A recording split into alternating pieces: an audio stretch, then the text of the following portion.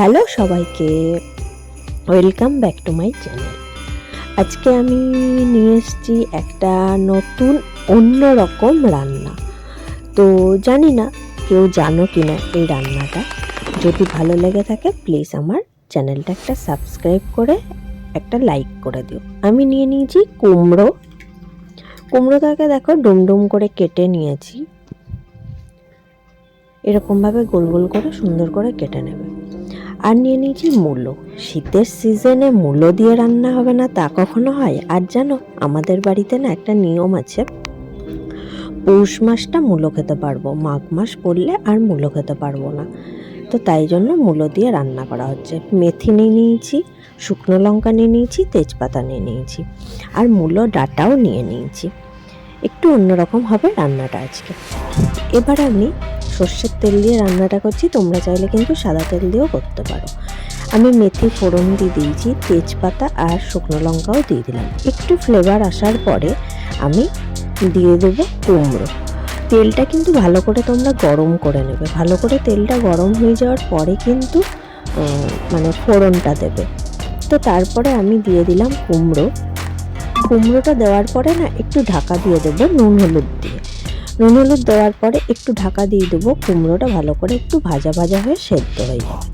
আর প্রথমে আমি দুটো কাঁচা লঙ্কাও দিয়ে দিলাম চিড়ে। আর এটা কিন্তু শুকনো লঙ্কা দেবো না, এটা পুরো কাঁচা লঙ্কা দিয়েই রান্নাটা হবে। ঝালের পরিমাণটা তোমাদের ইচ্ছা মতো তোমরা দিও। আর এই রান্নাটাই স্পেশাল একটা জিনিস দেওয়া হবে, যেটা হচ্ছে নারকেল কুড়ো। তার জন্য স্বাদটা কিন্তু দ্বিগুণ বেড়ে যাবে। তো সবাই বাড়িতে ট্রাই করবে তো শীতকালে এই রান্নাটা। তো আমি দেখো মূলোটা আর মূলোর যে ডাঁটাগুলো ওগুলো ভাগে ভাগে সেদ্ধ করে নিয়েছিলাম, কারণ মূলো ডাঁটাটা একটু টাইম লাগে সেদ্ধ হতে, আর মূলোটা একটু তাড়াতাড়ি হয়ে যাবে, ওই জন্য দুভাগে কিন্তু সেদ্ধ করে নিয়েছি। একটু সেদ্ধ করে নিলে কি বলতো, রান্নাটা হতে বেশিক্ষণ টাইম লাগবে না, আর সেদ্ধটাও হয়ে গেলে ভালো হবে। কড়াইয়ে সেদ্ধ হতে অনেক টাইম লেগে যাবে না।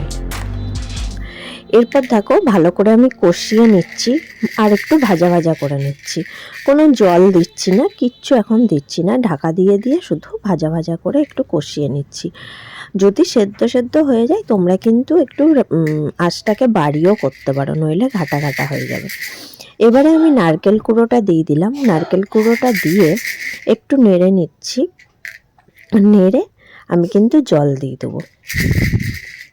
দেখো নারকেল কুড়োটা দিয়ে একটু ভালো করে নেড়ে নিয়ে এবারে আমি জল দিয়ে দিচ্ছি। আমি কিন্তু গরম জল দিচ্ছি, তোমরা চাইলে নর্মাল জলও দিতে পারো। জল দেওয়ার পরে আমি ধনে গুঁড়ো দিয়ে দিচ্ছি। পরিমাণটা তোমরা তোমাদের আন্দাজ মতো দিও। আমি 1.5 চামচের মতো ধনে গুঁড়ো দিয়েছি, আর কালো জিরে গুঁড়ো দিয়েছি 1 চামচ। তারপরে আমি নেড়ে দিচ্ছি। নেড়ে দেওয়ার পরে আমি আর ঢাকা দিচ্ছি না, যেহেতু আমার রান্নাটা সেদ্ধ হয়ে গেছে। আমি পরিমাণ মতো একটু মিষ্টি দিয়ে দিচ্ছি, চিনি দিয়ে দিলাম। দেখো রান্নাটা কিন্তু ভালো করে কষিয়ে নিয়ে রান্নাটা কিন্তু কমপ্লিট হয়ে গেছে। এটা কিন্তু জলটা একদম শুকিয়ে নিয়েছি ভালো করে। দেখো শীতকালে কিন্তু গরম গরম ভাতের সাথে এই রান্নাটা কিন্তু অসাধারণ লাগে। তোমরা বাড়িতে ট্রাই করে আমাকে কমেন্ট করো। টাটা।